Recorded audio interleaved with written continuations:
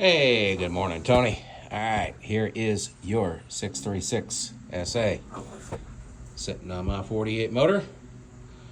Testing and adjustment went really easy, really well. No leaks, no runs, no errors. Looking really good. Let's look down inside. You can see she's nice and dry. No excess fuel.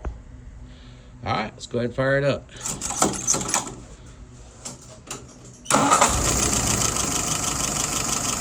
Love it.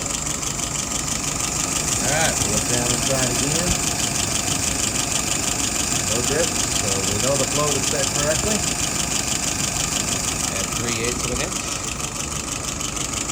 All right, let's look at some numbers. Idle RPM is about 675. Looking good. Fuel pressure 2.75. We have vacuum 23. Oh, that's excellent.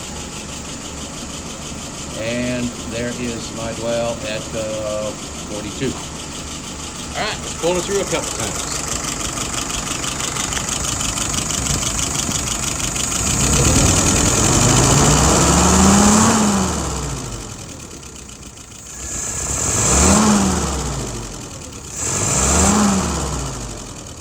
Yes, sir. Meeting rod is set correctly. No stumble. All right. Shouldn't have to do too much for it.